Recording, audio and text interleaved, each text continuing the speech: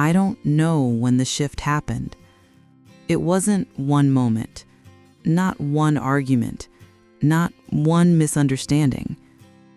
It was quieter than that, more subtle. This Christmas, my son called me and said, "Mom, we want you to come a little later this year. Not for dinner, not for gift opening, not for baking, singing, or setting the table like always. Just later, after everything was already done. So I wouldn't be in the way." I said I understood. I always say I understand, because that's what mothers do, don't they? We make peace where it hurts. But inside something broke very quietly.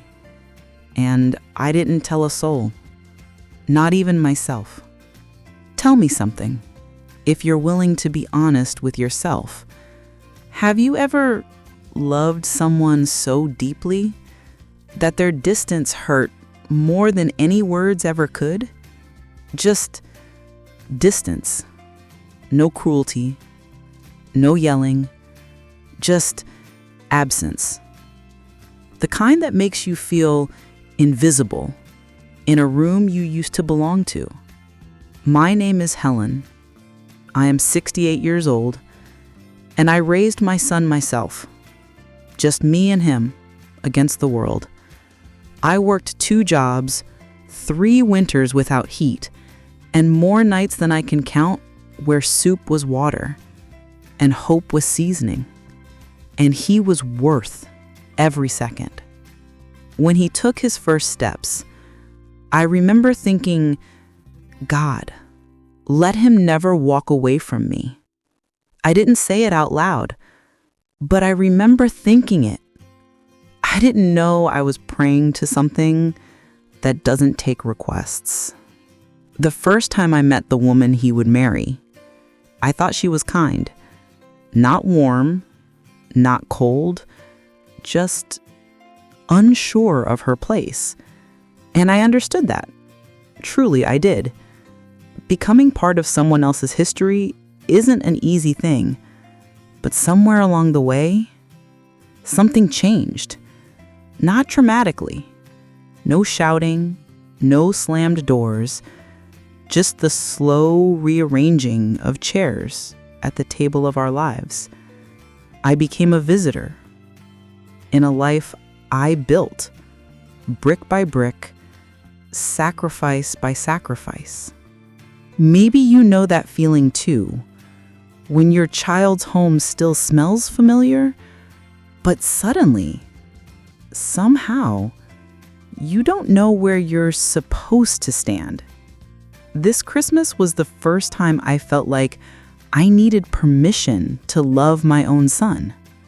And I am telling this story because sometimes the pain we carry is the kind that doesn't make noise. It just sits quietly in the chest, waiting for someone to say, I know that feeling.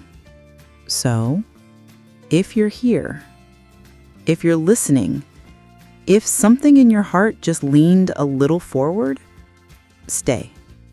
This is not a story about anger or blame or villains. This is a story about love. Love that changed shape. Love that wandered. Love that found its way back in the softest way a heart can heal. And it begins on a winter morning with a kettle on the stove and a mother trying to decide if she should cry or make tea instead. The kettle clicked off. I didn't cry. I haven't cried for a long time, not because I'm strong, but because tears take energy, and some days I don't have spare energy for remembering where the pain begins.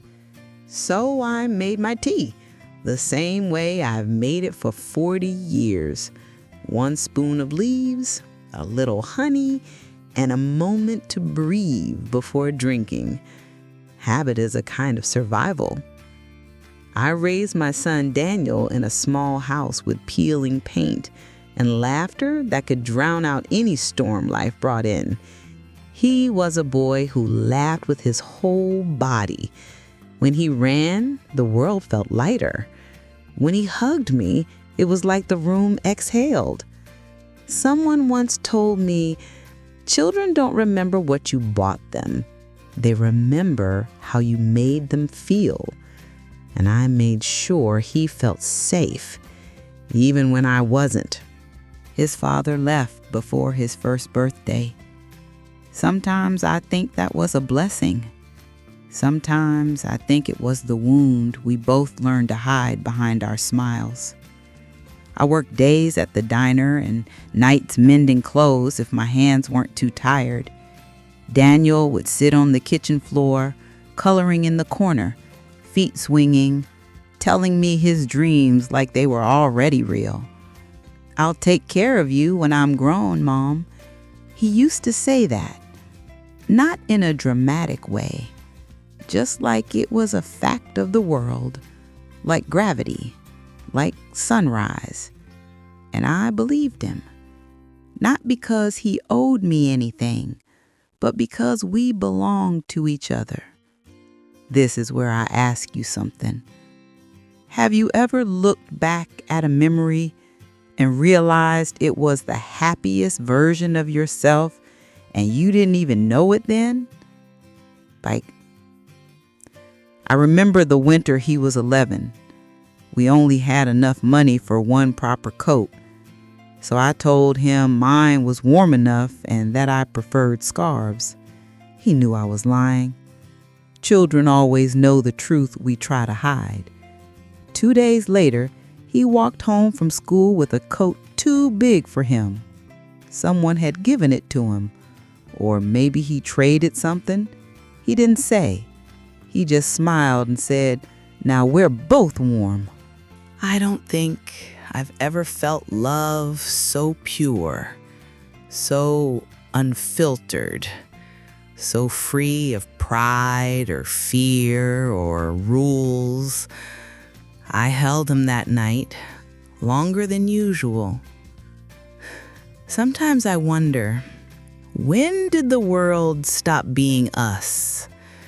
When did life get loud enough to drown out the memory of that kitchen floor, those little feet swinging, those promises whispered like truth?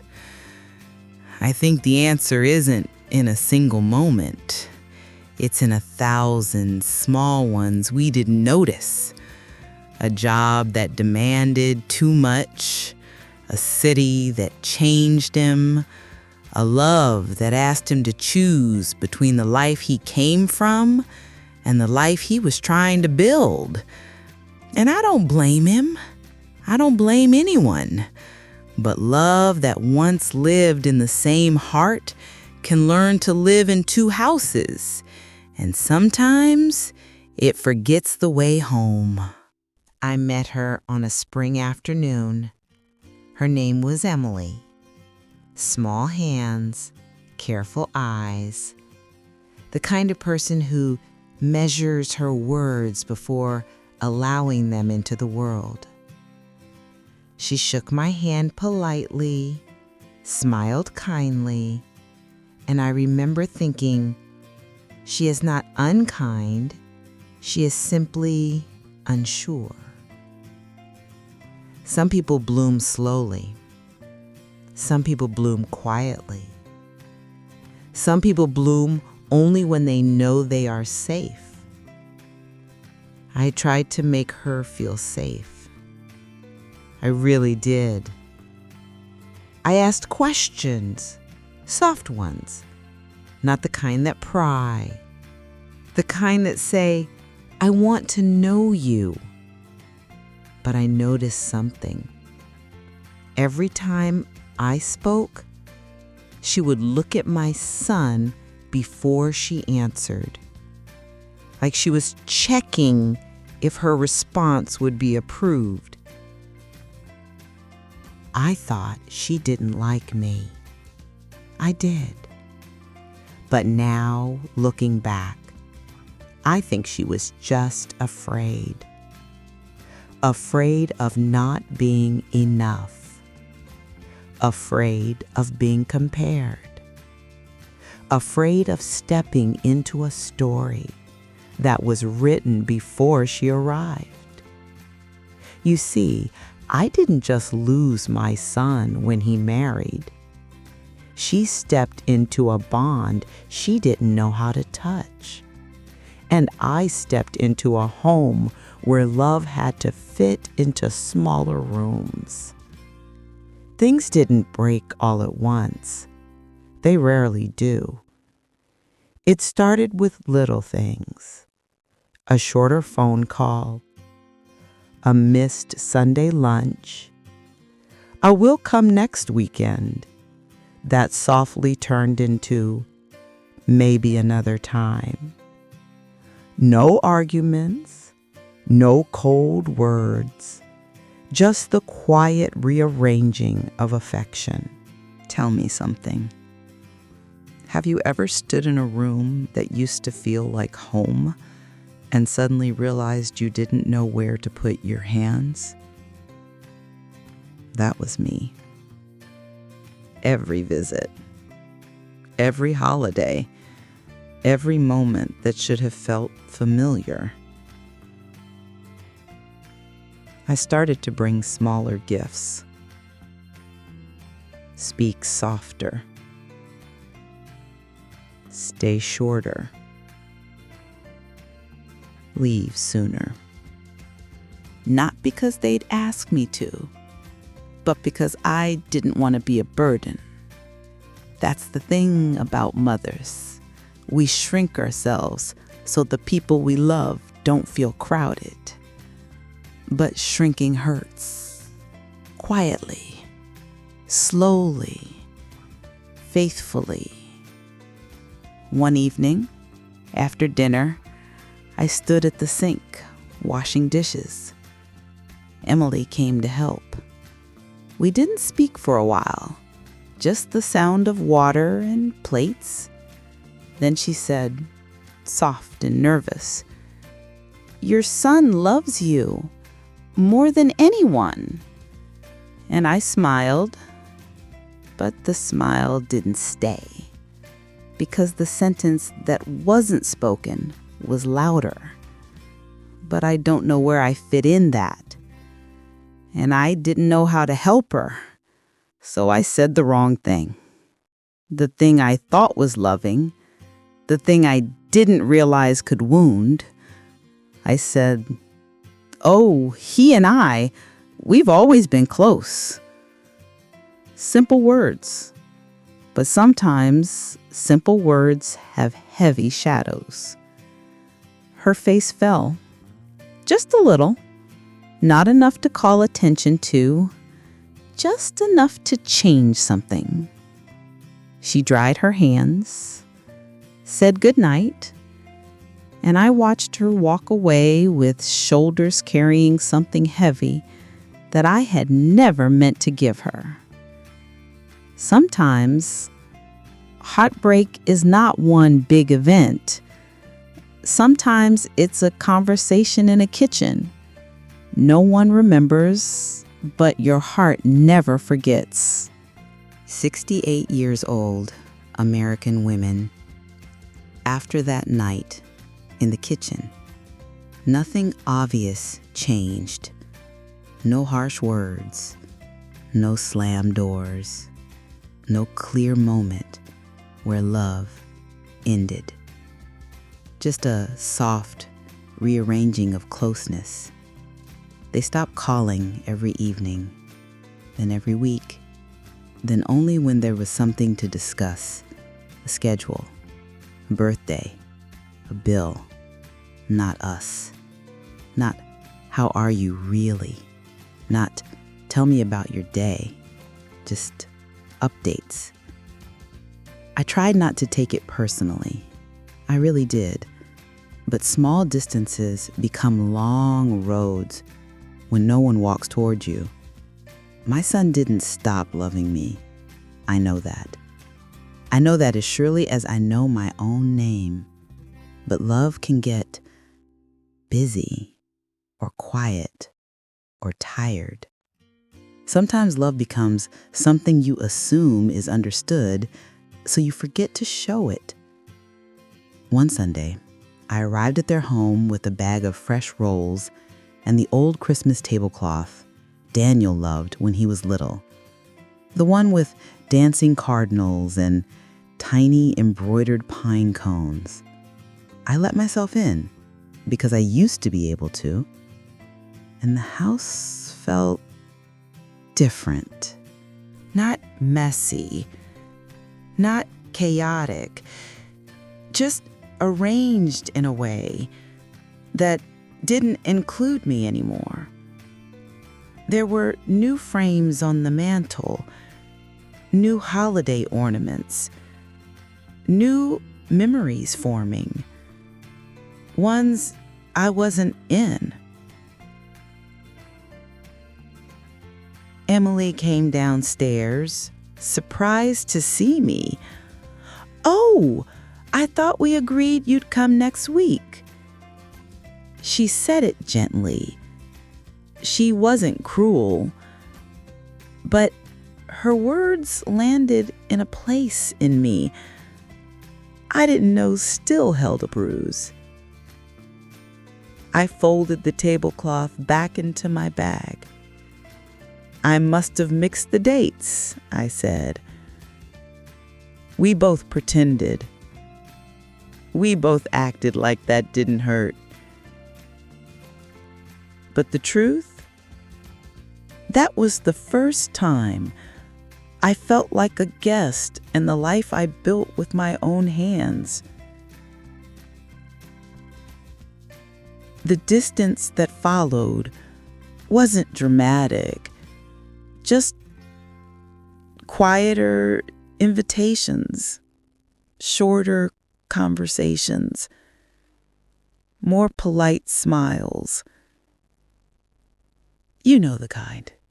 The "I love you, but I don't quite know how to hold you in my life anymore" kind. My son didn't see it. He was balancing work, marriage, bills, expectations, and the invisible weight men carry when they are trying to be enough for everyone. And I didn't blame him. But sometimes love breaks quietly before anyone hears the sound. A few weeks before Christmas, he called to finalize plans. We were talking about the weather, holiday sales, nothing that mattered. And then, casually, as if it were nothing, he said, "Mom, this year, just come a little later, okay?" And every moment I had swallowed, every silence I pretended didn't hurt, every shrinking I had done to keep the peace, all of it gathered in my chest like snow on a branch right before it cracks. But I said what mothers say. "Of course, sweetheart, whatever works best for you."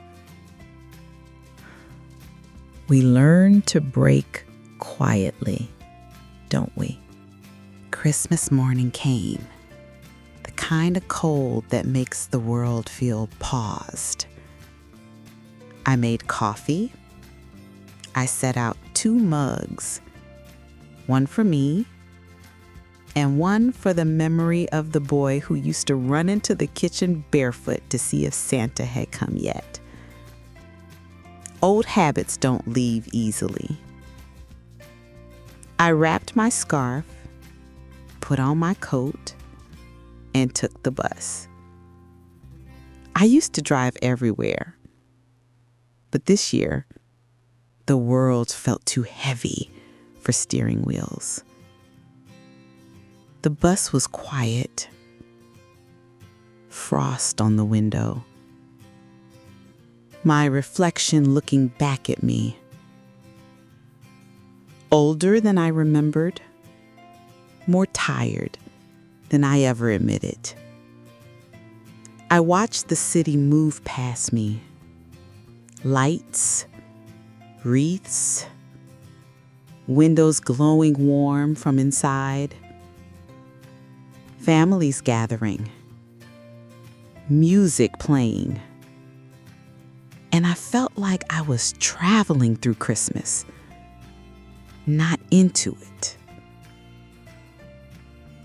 When I arrived at their house, I stood on the porch for a moment, just long enough to collect myself. No one should have to prepare themselves to enter the home of their own child, but I did. I knocked lightly. I heard footsteps. I heard voices. I heard laughter. And then the door opened, and I saw it. Christmas had already happened. Gift wrap in the wastebasket. Plates drying in the rack. Tiny fingerprints on ornaments already hung back on the tree. The living room was warm, full, joyful, already complete. My son smiled when he saw me. Not big, not bright, just polite. "Mom, hey, come in." As if I were the neighbor, as if I were the guest. I stepped inside, the warmth wrapped around me, but I didn't feel it. Emily gave me a soft hug, not close, not long, a careful hug, the kind where you don't know where to put your heart. There was one seat left at the table. Not my seat, just a seat. Someone had moved the chair I always sat in, placed it by the wall, out of the way, out of habit, out of meaning. Small things say so much. I sat down, smiled, asked about work, the weather, holiday movies. Everyone answered kindly. Everyone was polite. We talked. We ate. We laughed a little. But I felt like a photograph hung on the wall, present, but not part of anything. After dinner, I stood to help clean. Emily's voice stopped me. Soft, polite. "Don't worry, Helen, we've got it." We. Not we meaning me. We meaning them. That was the moment. Not loud, not sharp, just final. I sat back down, folded my hands in my lap, looked around the room, and understood something I hadn't wanted to understand. It is possible to love someone with every part of you and no longer have a place in their life the way you once did. Not because you are unwanted, not because you are unloved, but because life changed. And you didn't notice you were standing still. I didn't cry. Not then. Not there. I only said, "Thank you for having me." And no one noticed the sound of a branch quietly breaking.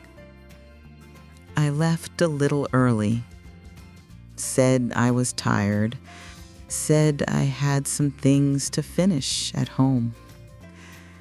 We all nodded through the polite lies. My son walked me to the porch.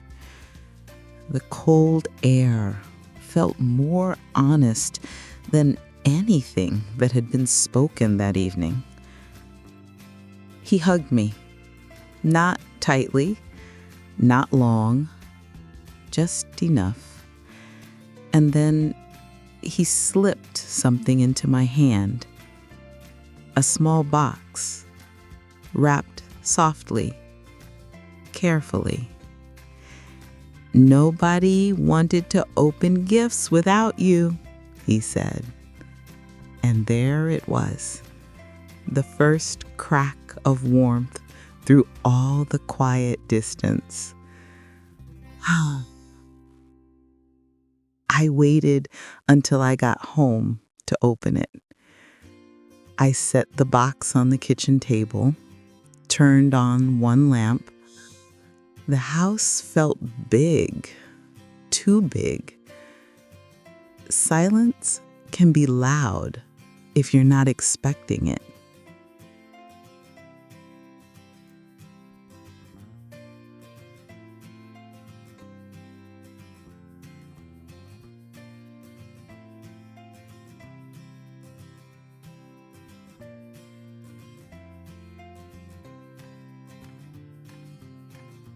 A small, warm-hued winter cottage with soft yellow light glowing from the windows. But on the back, in Daniel's handwriting, were the words, "Home is still with you," as if it were something living.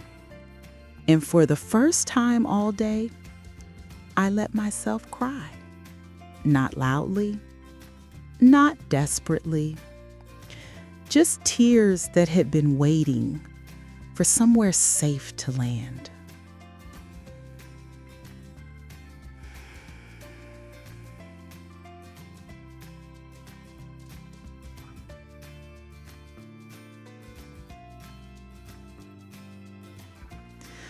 I realized something that evening.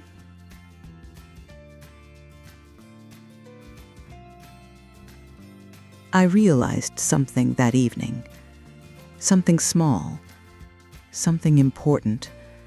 They hadn't stopped loving me. They just didn't know how to love me in the shape life had turned me into. And I didn't know how to love them without holding on to the past. We were still connected, just learning new ways to reach each other. The pain was real. The distance was real. But so was the love. Not gone, not broken, just rearranged.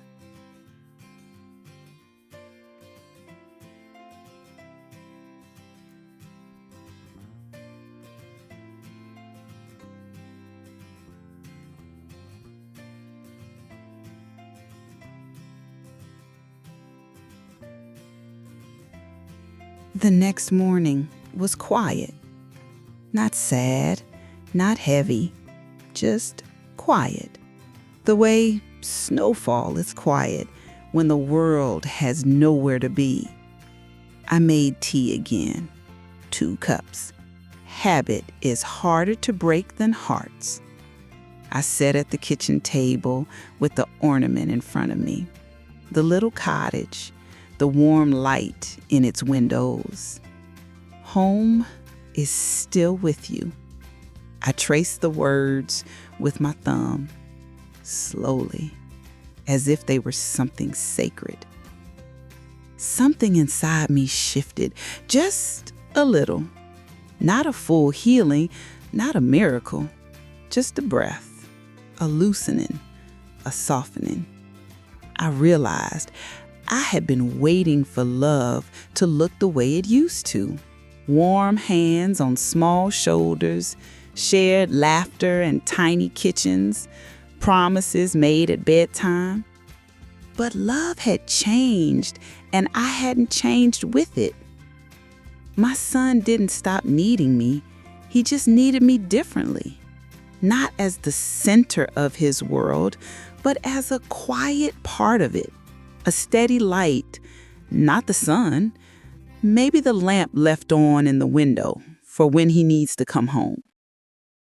So I made a decision, not loud, not dramatic, just steady. I decided to stop showing up in the past and start showing up in the present. Who he is now, who I am now, who we are now.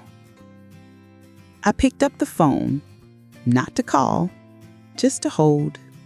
Sometimes holding's enough before speaking. When I finally dialed, my voice didn't shake. I said, "Daniel, thank you for the ornament. It means more than you know." He was quiet for a moment. Then he said, soft, like a boy again, "I never want you to feel left out, Mom. I'm still learning how to balance everything." And I said, "I know. No blame, no tears, just truth. And truth spoken gently is a kind of love." We talked for a while. Not like before, not like after, just today. And today was enough. When I hung up, I looked at the tree again, the lights, the ornament, the proof. Love didn't leave. It just moved into a different room. And I could learn to walk there. 2 days after Christmas, there was a knock at my door. Not the doorbell, a knock. Soft, uncertain. I opened it, and there she was, Emily, holding a small tin of cookies with a ribbon tied slightly crooked, as if she had retied it 3 times and still wasn't sure if it looked right. She gave a nervous smile. "Hi, Helen." Her voice was gentle, not distant, not guarded, just unsure. I stepped aside. "Come in, dear." She did, slowly, as if she was entering a memory instead of a house. We sat at the table.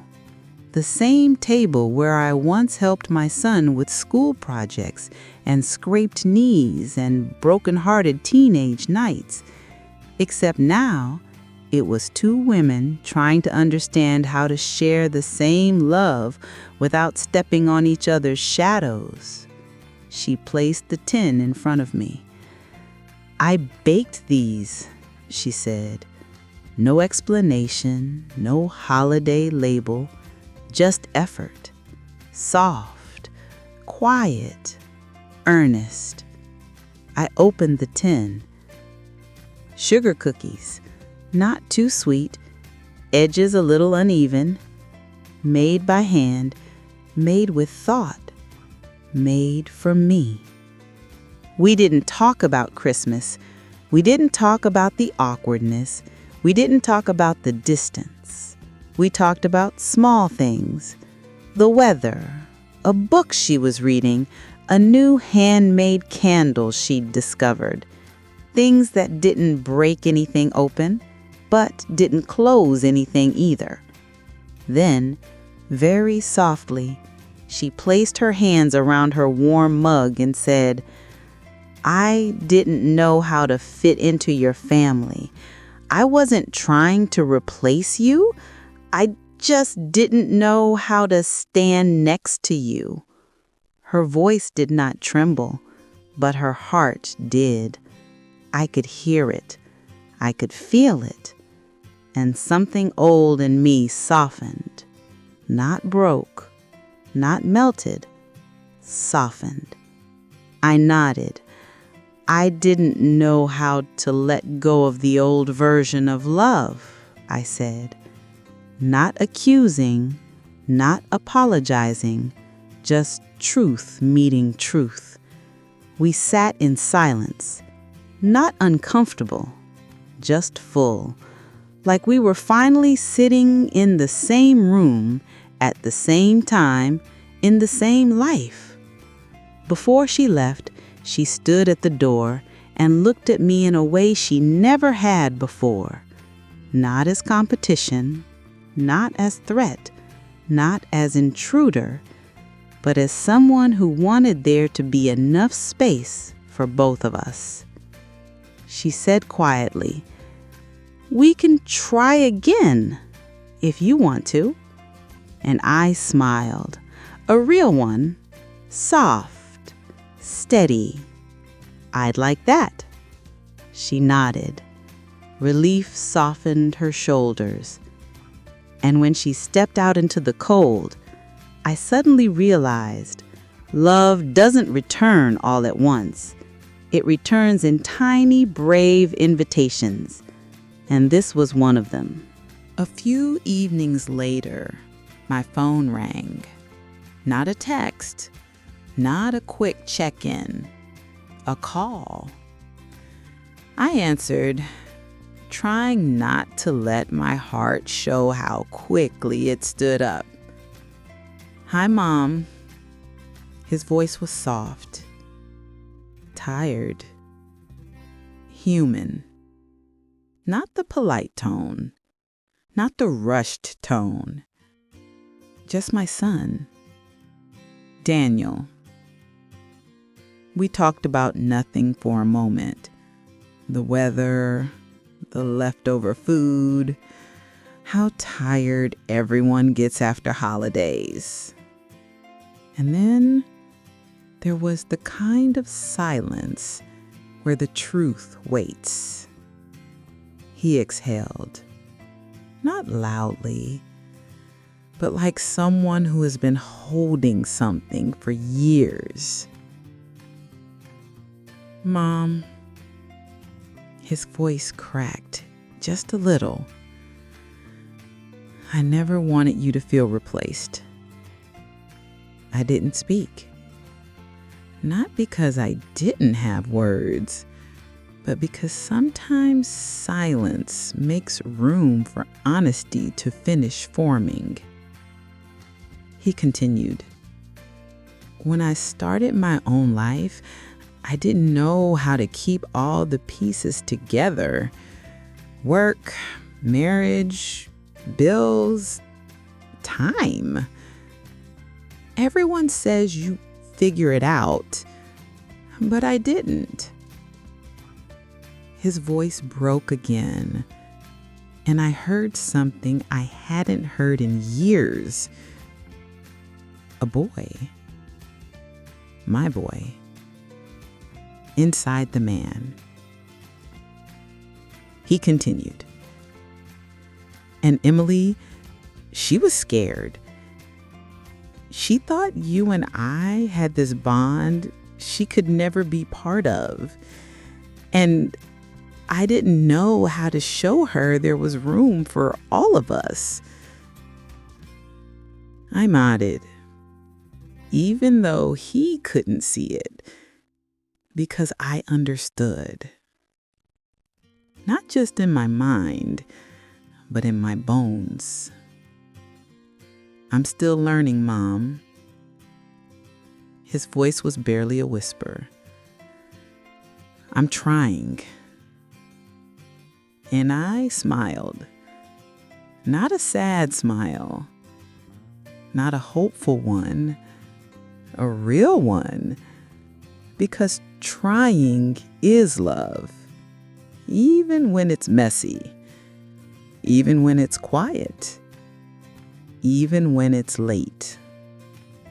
I know you are, and I'm still learning too.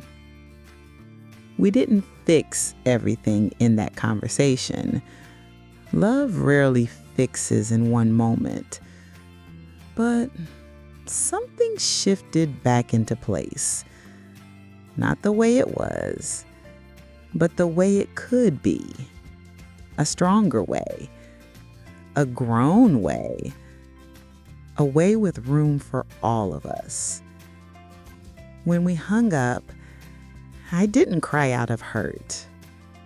I cried because the part of me that had been waiting finally felt seen. Sometimes love doesn't need to return. It just needs to speak. And it finally had. The days that followed were not dramatic. There were no big apologies, no long emotional speeches, no sudden return to the past. Just small things, soft things, things that rebuild gently. A picture sent in a text, a recipe shared at noon, saw this and thought of you. Tiny threads, slowly reweaving what had frayed. The first time I visited again, there was no awkwardness, no waiting at the door, no careful stepping around unspoken things. Emily opened the door with a real smile. Not polite, not hesitant, a real one. And my son gave me a hug that lasted long enough to be felt instead of performed. We talked in the kitchen, the same kitchen that once felt unfamiliar, except now there was room for me. Not because they made room, but because I stopped trying to fit myself into the shape of the past and began standing in the shape of the present. Emily and I cooked together, side by side, not competing, not comparing, just two women caring for the same person in different ways. I stirred the soup, she sliced the bread. We moved in quiet harmony. Not perfect, not practiced, just comfortable. Later, my son came into the kitchen. He stood there for a moment, watching us, just watching, and his eyes softened, not with guilt, not with relief, but with recognition, the kind that says, "This is what I hoped for, but didn't know how to ask for." He kissed Emily's cheek, then mine. Not rushed, not embarrassed, just love. Simple, whole, present. We sat down at the table. No assigned seats this time, no guest chair, no distance. Just three people sharing a meal. Not as we were, not trying to go back, but as we are now. And I realized something quiet and important. Love doesn't return to what it was. It grows into what it needs to be. And if you let it grow, it can become softer, wiser, truer. Not loud, not perfect, but real. That night, when I came home, the house didn't feel as big. The silence didn't echo. The ornament on the tree looked warmer than before. Nothing dramatic had changed, but something inside me had. I sat in my chair, the one by the window. I watched the snow fall in the streetlight, and I thought about love, how it changes, how it grows, how it breaks, how it returns, not the way we imagine, not wrapped in apology or wrapped in grand gestures, but in small shifts, soft kindnesses, quiet recognitions. I realized something I should have learned years ago. Love is not meant to stay the same. Children grow, lives expand. Homes fill with new people and new stories and new traditions. And if we try to hold love in its old shape, we end up squeezing it so tightly we crush it. I was grieving the version of motherhood where I was the center, the unshakable, the one who held the entire world together. But my son doesn't need that anymore. And that doesn't mean I am not needed. It just means the shape of my place in his life has changed. And change is not loss. It only feels like loss when we resist it. But when we let love move, we move with it. Slowly, gently, without forcing, without holding too tightly. I thought of myself in that kitchen years ago. Young, tired, but joyful. Teaching him how to stir soup. Teaching him how to love with his whole chest. And I realized he didn't forget those lessons. He is still loving with his whole chest, just in ways that include more than me now. And that is what I always wanted. So I sat there.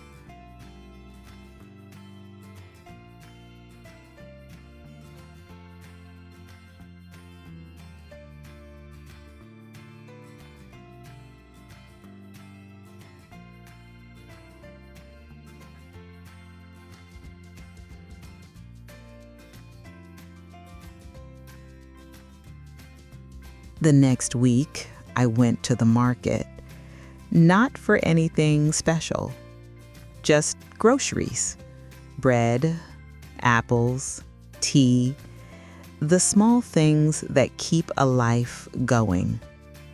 At the checkout, a young woman in line dropped her wallet, coins scattered everywhere.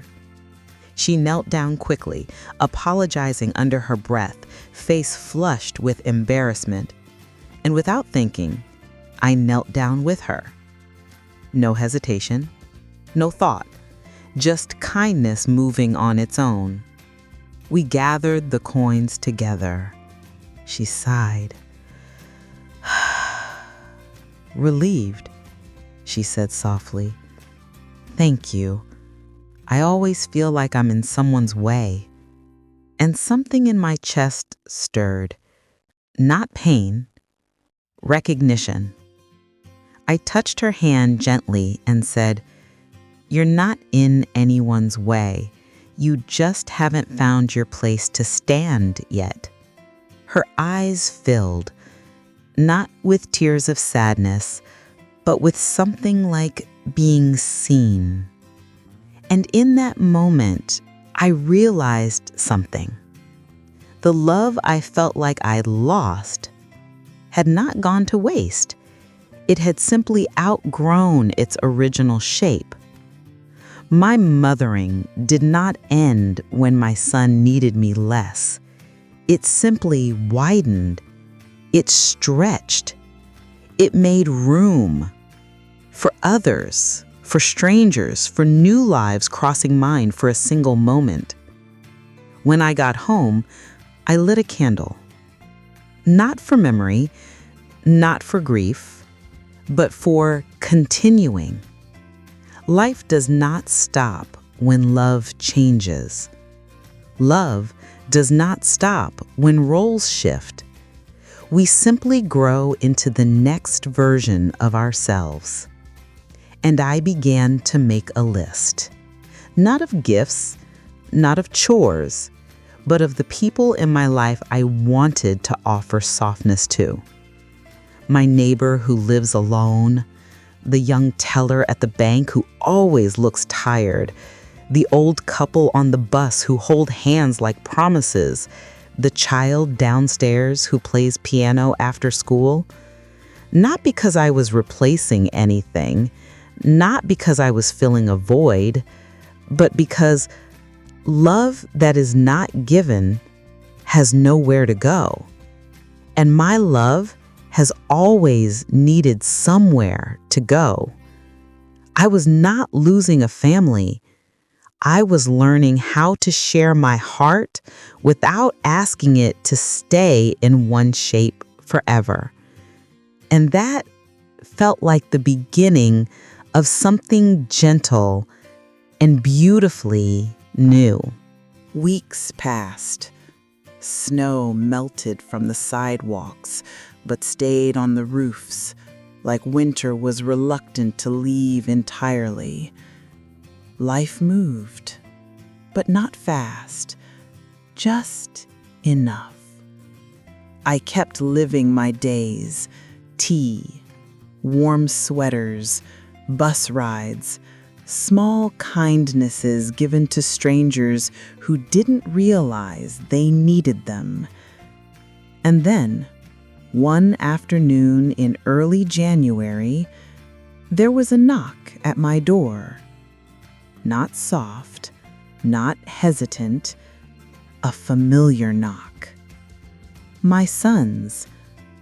I opened the door, and there they were, both of them, Daniel and Emily, standing side by side, not forced, not posed, just together.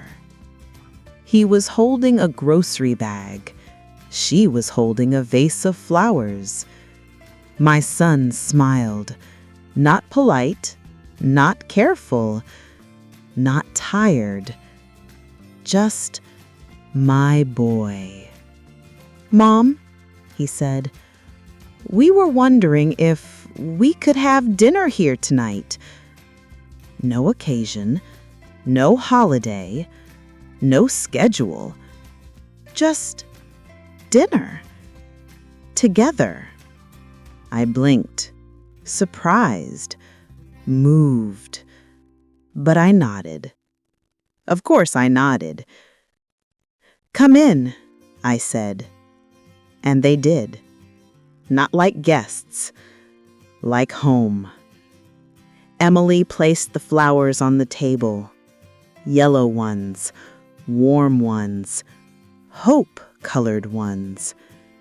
Daniel set down groceries and rolled up his sleeves like he used to.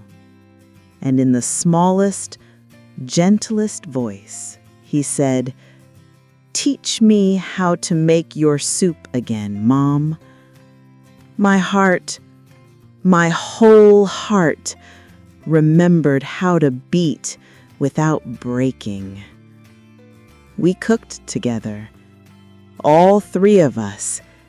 Emily chopped vegetables carefully, like someone handling memory.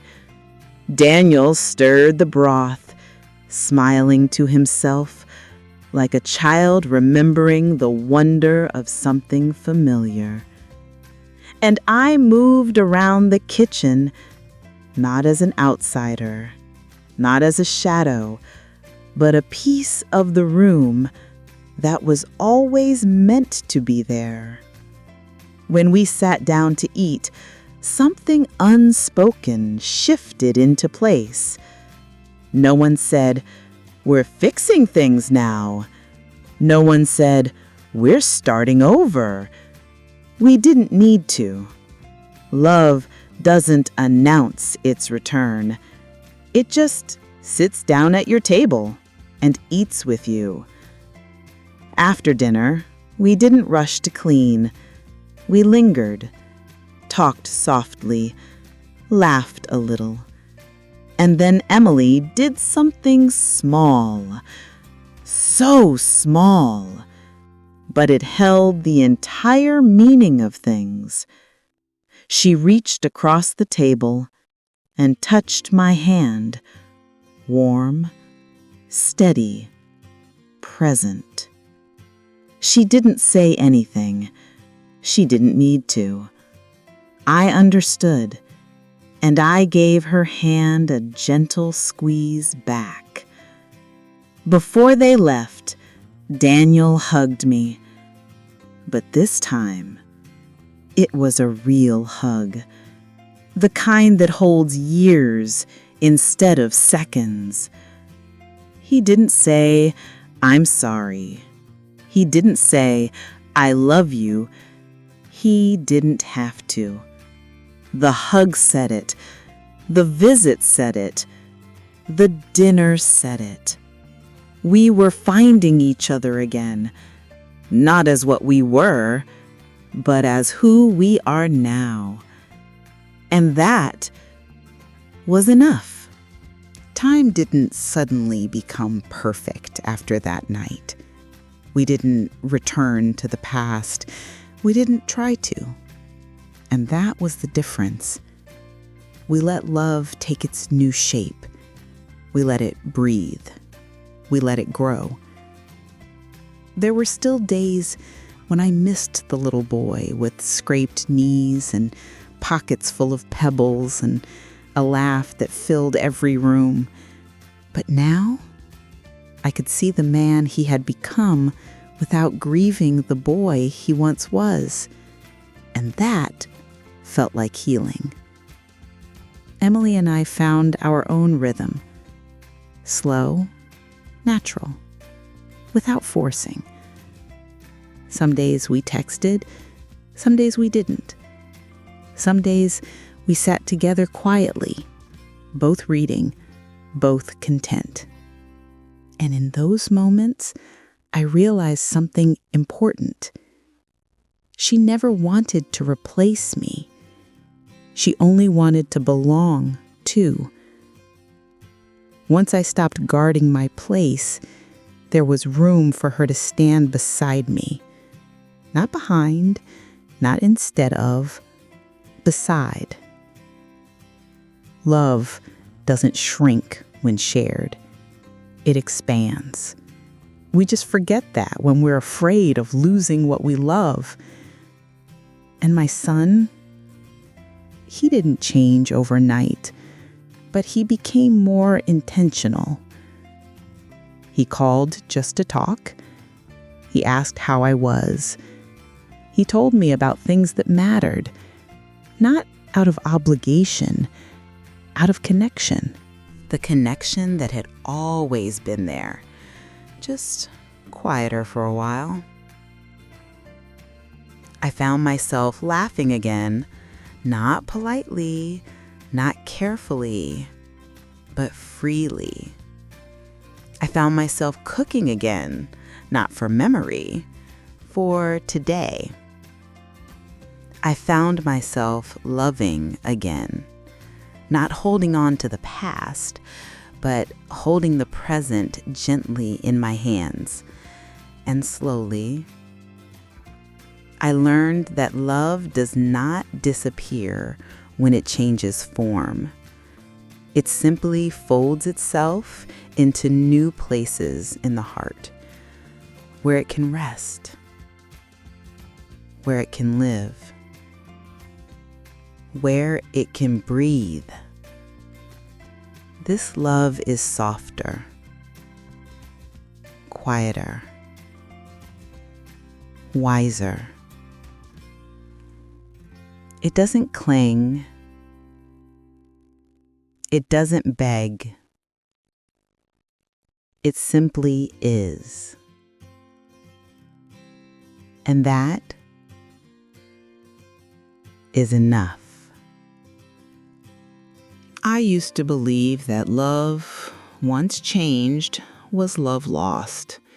That distance meant ending, that silence meant goodbye, that roles shifting meant I had been replaced. But life is quieter, kinder, more complicated than that. Love does not leave.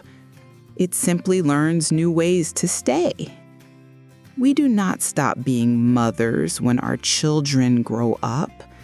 We simply learn how to love them in their new skin. We do not stop being needed just because we are no longer the center. We become the warm light in the window they return to when the world becomes too loud. If you are listening to this and something inside you aches, if you have ever felt left out, set aside, or quietly forgotten, If you have ever wondered where your place went, I want you to hear me. You are not done. Your love is not over. Your presence is not small. You are still a part of the story. Love has not abandoned you. It has simply changed shape. And you are allowed to change with it. You are allowed to grow, to soften, to stand differently, to stay without clinging, to love without losing yourself. The boy who once promised to take care of me is now a man still learning how. And I am a mother still learning how to love a grown son without mourning the child he once was. That is not loss. That is continuing. So here is the truth I carry now.